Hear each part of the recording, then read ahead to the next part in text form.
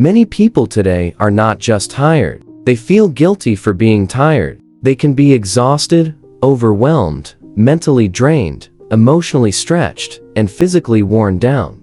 Yet the moment they try to rest, another voice appears inside them. You should be doing more. You are falling behind. You are wasting time. Other people are working harder. You have not earned this pause. So even when the body stops, the mind keeps working. A person sits down, but does not relax. They take a day off, but still check messages. They lie in bed, but think about unfinished tasks. They go on vacation, but feel uneasy without productivity. They finally get quiet, but cannot enjoy the quiet. This is one of the strange conditions of modern life. We are more aware of burnout than ever, yet many people still do not know how to rest without shame. We talk about self-care, but often turn it into another assignment. We talk about balance, but measure our worth through output. We talk about wellness, but feel guilty when we are not producing, improving, learning, earning, fixing, or responding. Rest has become suspicious. And that is why resting without guilt has become one of the lost human skills. There was a time when rest was built into the rhythm of life. Not perfectly, and not for everyone equally, but more visibly than it is today. There were natural pauses, evenings, seasons, communal gatherings, slower communication, religious observances, family rituals, meals without devices, quiet walks, and work that ended because the day itself ended. Today, the day does not end so easily. Work follows us home. Messages arrive at all hours. News never stops. Content never sleeps. The phone sits beside the bed like a doorway into the unfinished world. Even when we are not officially working, we remain reachable. And because we are reachable, we feel responsible. Responsible to answer. Responsible to improve. Responsible to stay informed. Responsible to keep up. Responsible to appear active. Responsible to not fall behind. This creates a hidden pressure. If you are awake, you should be useful. That belief may be one of the most exhausting ideas of our time, because human beings were never meant to be useful every moment of the day. We were meant to breathe, to pause, to sleep, to laugh, to stare into space, to do nothing sometimes, to recover after effort, to enjoy life without needing to justify every minute.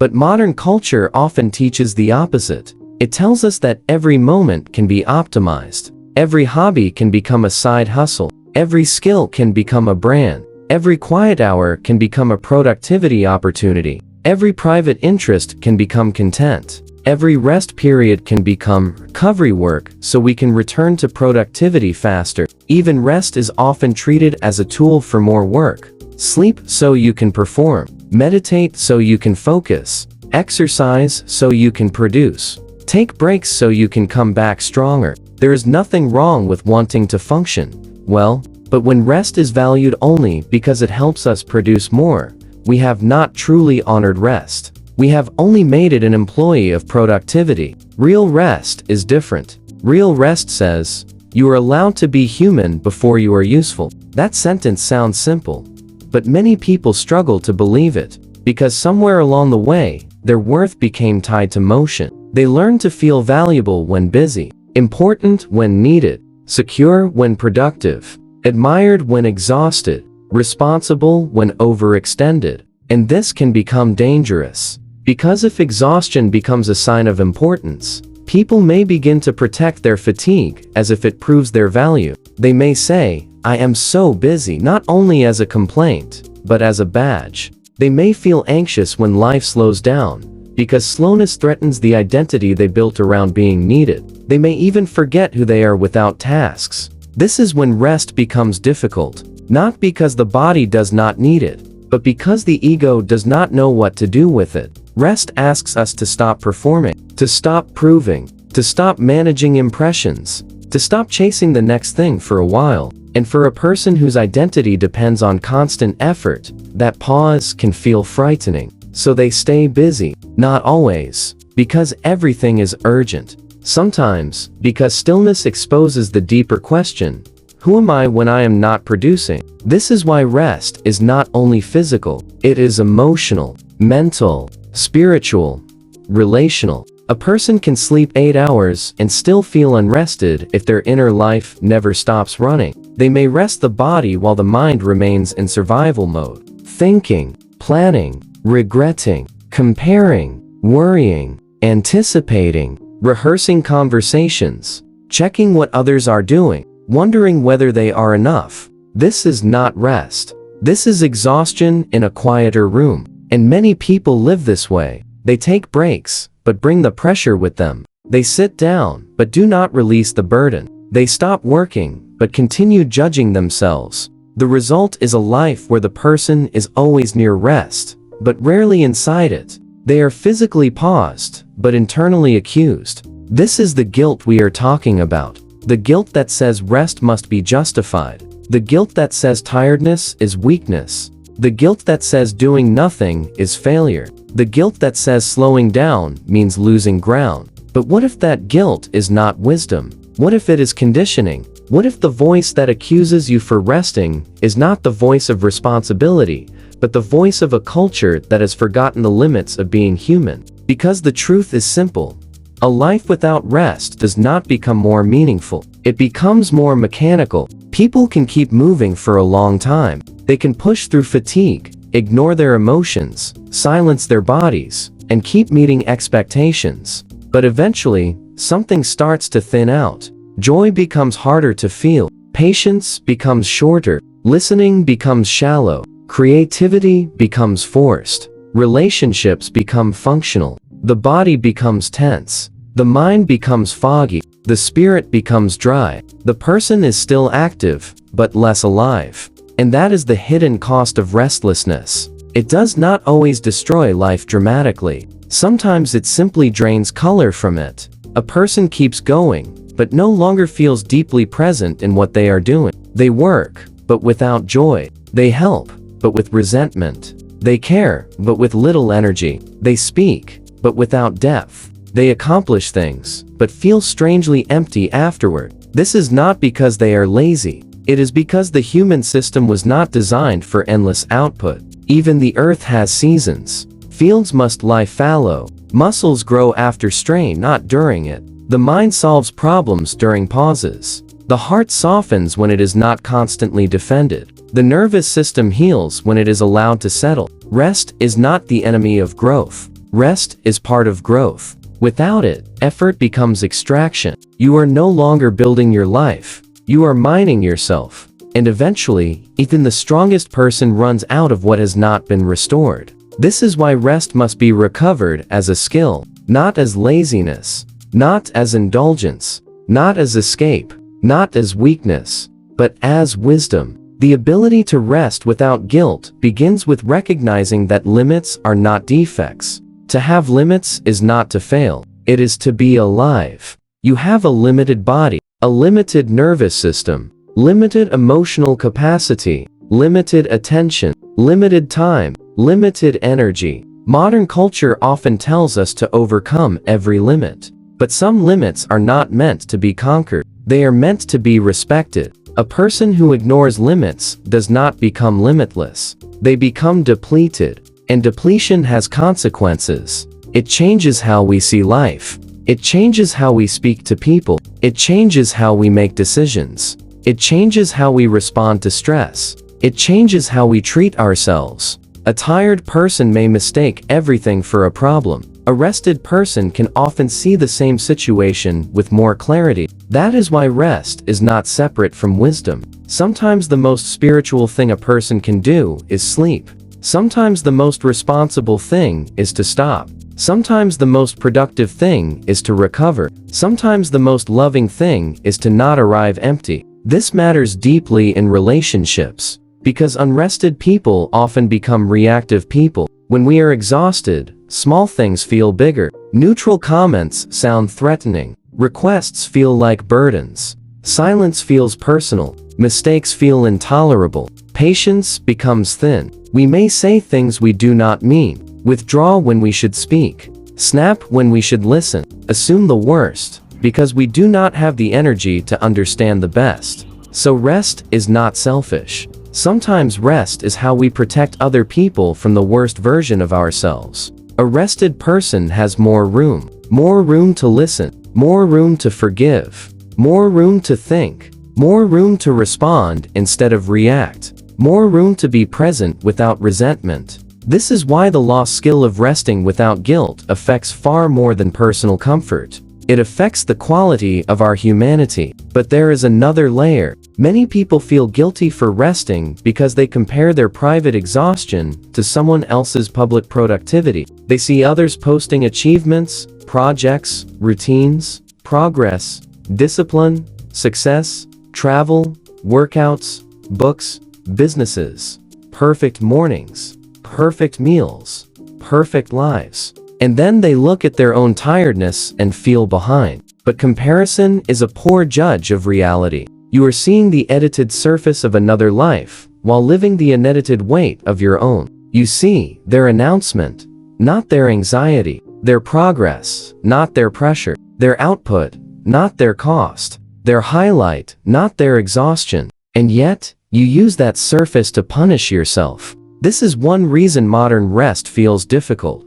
The world keeps showing us reasons to feel inadequate. There is always someone doing more, someone waking earlier, someone earning more, someone achieving faster, someone appearing stronger, someone seeming more disciplined. But the goal of life is not to win a race you never consciously chose. The goal is to live truthfully, and truthful living requires listening to your actual condition, not the condition your ego wishes you had, not the condition social media pressures you to display, not the condition productivity culture demands. Your real condition. Are you tired? Are you emotionally saturated? Are you mentally scattered? Are you carrying too much? Are you losing joy?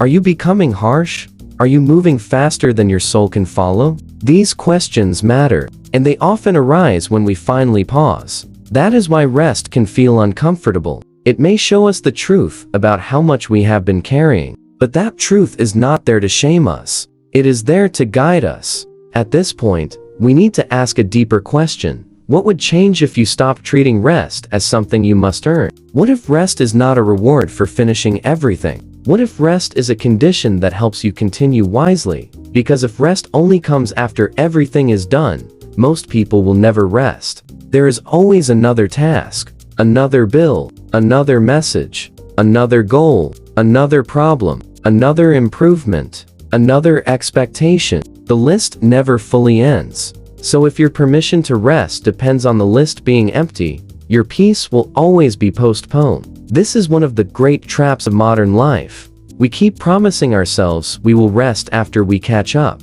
But the system is designed so we never fully catch up.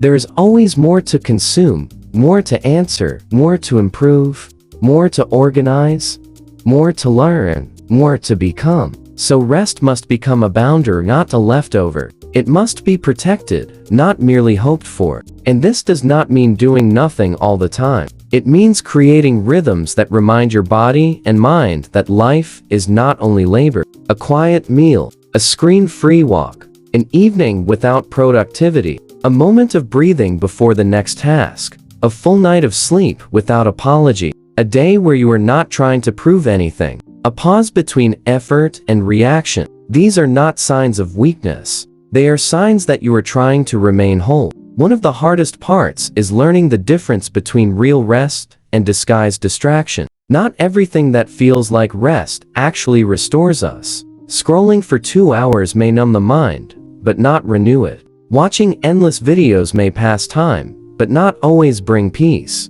Constant entertainment may silence discomfort, but not process it. Buying things may feel soothing for a moment, but not heal exhaustion. Staying busy with pleasant distractions may prevent deeper recovery. Real rest usually leaves you more present afterward. Distraction often leaves you more scattered. This does not mean entertainment is bad. Sometimes we need lightness. Sometimes we need laughter. Sometimes we need a simple movie, a song, quiet show, or a pleasant escape. But we should know the difference. There is rest that restores, and there is distraction that delays. Rest brings you back to yourself. Distraction helps you avoid yourself. The skill is learning to notice which one you are choosing. So how do we practice resting without guilt? First, begin with permission. Say clearly, even if you do not fully believe it yet, I am allowed to rest because I am human. Not because I finished everything. Not because I proved my worth. Not because I earned the right to stop. Because I am human. Second, make rest concrete. Do not wait for the vague idea of someday when things slow down. Choose small forms of rest you can actually keep. 10 quiet minutes in the morning. A walk without input. A meal without multitasking. A short pause after work. An evening where you do not turn relaxation into another project. A weekly block of time where nothing has to be achieved. Third, expect guilt to appear. At first, rest may not feel peaceful. It may feel wrong, unproductive, uncomfortable, even irresponsible. That does not mean you should stop resting. It means your nervous system is learning a new rhythm. The guilt may simply be old conditioning, leaving slowly. Do not obey it immediately. Observe it. Ask, is this guilt telling me I have done something wrong? Or is it just telling me I am not used to stopping? That question can change everything. Fourth, stop making exhaustion your identity. You are allowed to be dedicated without being depleted. You are allowed to be responsible without being constantly available. You are allowed to care deeply without sacrificing your entire inner life. Burnout is not proof of love. Exhaustion is not proof of virtue. Overextension is not proof of importance. Sometimes the mature thing is not to carry more. It is to carry wisely. Finally, remember that rest is not the opposite of a meaningful life. It is part of one. A meaningful life needs effort, yes, but it also needs silence, sleep, laughter, stillness, beauty, unscheduled time, gentle presence, moments that are not converted into achievement. Because we are not machines. A machine can be measured only by output. A human being cannot. A human life is also measured by depth, by love, by awareness, by peace, by character, by the ability to be present for what matters. And presence requires restoration. So if you are tired, do not only ask, how can I push harder? Ask also, what part of me needs to be restored? That question is not laziness. It is wisdom. The lost skill of resting without guilt is not about escaping responsibility. It is about becoming responsible in a more human way. Responsible to your body. Responsible to your mind. Responsible to your relationships. Responsible to your limits. Responsible to the life you are trying to live, not just the tasks you are trying to finish. Because a life of constant motion can look impressive from the outside and still feel empty from within. But a life with rhythm, effort, and pause, action, and reflection, service and recovery can become deeper, steadier, and more humane. Rest will not solve every problem, but without rest, even ordinary problems become heavier. So the next time guilt rises when you try to pause, listen carefully. Not every inner voice deserves obedience. Some voices are just echoes of a world that forgot how to be human. You are allowed to stop. You are allowed to breathe. You are allowed to recover. You are allowed to have moments that do not prove anything. Because rest is not the enemy of your life. It is one of the ways your life returns to you. And maybe that is what we are trying to recover. Not laziness, not escape, not comfort without responsibility, but the quiet courage to be human in a world that keeps asking us to function like machines. So rest. Not because everything is finished, but because you are not finished. And if you want to live with wisdom, patience, love, and clarity, you cannot keep abandoning the very self that must carry them. Rest is not failure. It is return.